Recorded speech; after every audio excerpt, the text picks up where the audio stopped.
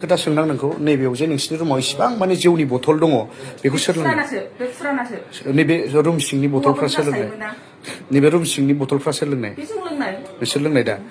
आच्छा नैबे नै नायनो हागोन नायदो बथलफ्रा नै लोंनाय बथलफ्रा नायनो हागोन मा गैया जों माथो खोनायाखै नामा जों माथो खोनायाखै हा जों माथो खोनायाखै हा अबेबायदि हा ओरैबायदि बङाइगावआव बर' हिन्जाव आरो सासे बर' हौवा हमना मोनदों नंगौ बिसोरो जौ लोङै लोङै देहा फानो गुबुन हारिजों मुस्लिमजों बा बर'जों बिसोरो गुवाहाटीफोराव बङाइगावफोराव बा इउनिसेक्स पार्लारफोराव बिसोरो देहा फानो ओरैबायदि जोङो नुनो मोनदों सिगांनिफ्राय दासिमबो जोङो नुनो मोनो एफा गिदिर गिदिर मानसियानो बा एफा गिदिर गिदिर गथ' गोनां हौवा हिन्जाव थाखानाय बेफोरसो माने देहा फानग्रा बिमा बिफानि मान सनमान जाग्रा एसेबो लाजिनाय गैया आरो ना माने ना गथ' गथायखौ लाजिगोन ना फेमिलिखौ लाजिगोन ओरैबायदि दानि जुगाव ओरैबायदि मानसि दोङो माने बिमा बिफायानो बेफोरबायदि आखलखौ देखायोब्ला जोंनि गथ' गथाय जोंनि बर' लाइमोन सेंग्रा सिख्लाफोरा अबाव मोजां जानो नंगौना नङा रायजो राजा नोंथांमोना कमेन्ट खालामनानै बुंहरबानो जाबाय दा जोंहा मैदन बसुमतारी गासैबो सिनायखायो बिथांनि भिडिअखौ आं बेस्ट मोनो मानो होनब्ला बिथाङा गाज्रि गाज्रि मानसिफोरखौबो बेफोरबायदिनो हमनाया आंनि थाखाय रोखा मोजां 100% मोजां मानो होनब्ला बेफोरबायदि समाजाव जोंनि बर' हारिनि समाजाव बिमाफोरा बेफोरबायदि देखायलांबाय थायोब्ला इयुनाव जोंनि लाइमोन गथ'फोरा गाज्रि सोदोबखौ फोरोंगोन सोलोंगोन आरो मा जागोन जोंनि बर' हारियाव गासैबो समाजावनो लाजिनाय बिमा बिफानि मान सनमान गोमानाय बेफोरो सोमजिफैगोन दा बेनिखायनो मैदन ब्रादारखौ थेंक इउ बावहरो मानो होनब्ला बिथाङा बेफोरबायदिनो जेंसिखौ सुस्रांनायाबो धेमालि नङा बिथांमोना सुस्रांबाय दङ बा सोरबा दायनिगिरिखौ नागिरबाय दङ बेयो मोजां आं बुङो बिमा माहारिफोर बा गथ' गारना खारनायफोरखौ आरो नै दाख्लैबो आंनाव मोनसे खौरां फैदोंमोन होनो होबाय थादों फेसबुकआव आंनो एकदम बारे बारे होनो होबाय थादों बेखौ होथारनोसै आं गाबोन समनिया बिमाया गथ' सानै दोङोनो बिनि हौवाया बुंहरबाय थादों आरोना आंखौ माने बिनि हिन्जावा खारसनहैबाय मुस्लिम सेंग्राजों बेंगलराव कम्पानियाव खारहैदोंनो आरोना माने दा बे बेंगलराव थाहैनानै गथ'फोरा ओरैबायदि आलाय सिलाय गाबगासिनो माने सासेया 6 क्लास फरायो होनदोंमोन खोमा ओमफ्राय सासेया उन्दैनो सासेया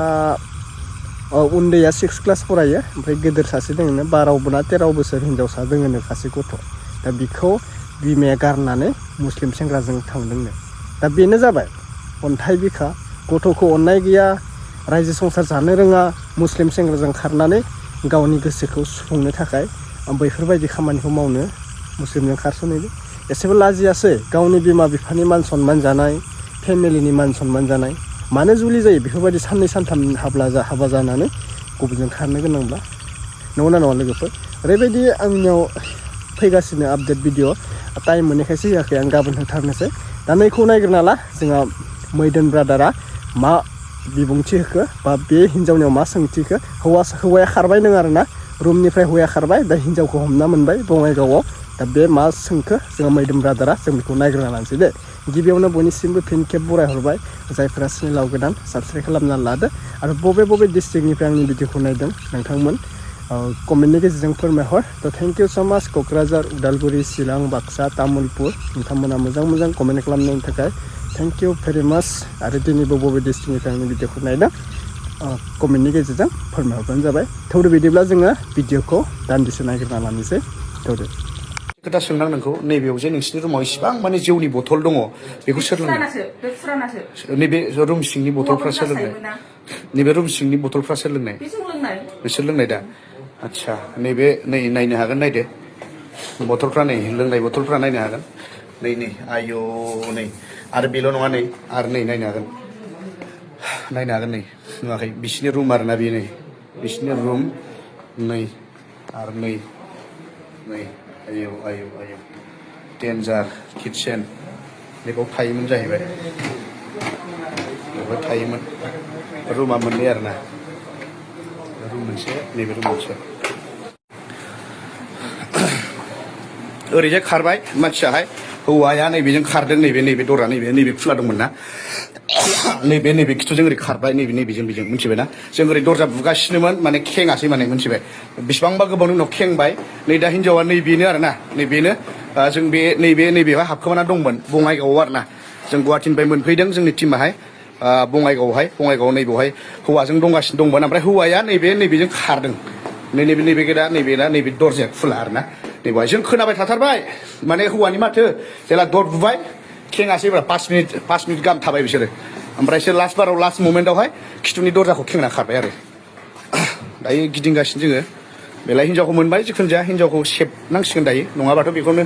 उपाय गैया बेखौनो सोनांगौ जागोन दा जोंना टिमा फैबावगासिनो दङ नैबेनो रुमफ्रा बेफोरबायदि थायो आरोना बिसोरो ओरैबायदि मा गैया जों माथो खोनायाखै नामा जों माथो खोनायाखै हा जों माथो खोनायाखै हा बेबायदि ओरैबायदि सालु गोजा मिथिबाय दरजाया माने बेसेबांबा गोबाव खेङाखै बिसोरो खेङासै उनावहाय खुलिना होबाय हौवाया गैबावला मिथिबाय हौवाया आं एफा हौवानि माथो खोनागोना खोनायाखै नोङो खोनादों आरो हा एफा सालु मोनदों नोंसोरो रायजो राजा नोंथांमोन दायो माने मोनसे खामानि माने कमप्लिट जाबावबाय आङो माने बङाइगाव डिस्ट्रिक्टआव मोनफैनो हादों गुवाहाटिनिफ्राय दायो जोंहा ओरै फंबाय सानै दङ फंबाय सानैनि केसमोन दायो आङो मानसिखौहाय मोजां गथायनो हाबाय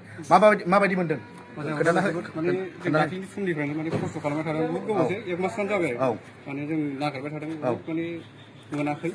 दा आदाखौ लोगो मोननानै कन्टेक्ट खालामनानै दा आदाया बिराद खस्थ' गुवाहाटिनिफ्राय मैया हरजों हर बङाइगाव मोनफैदों आरो दा जों दहाय फुङाव आदाखौ जों 8थासोआव लोगो मोननानै माने बे खामानिखौ मावनाय जादों आरो दा ओंखायनो आदानि थाखाय जों धन्यबाद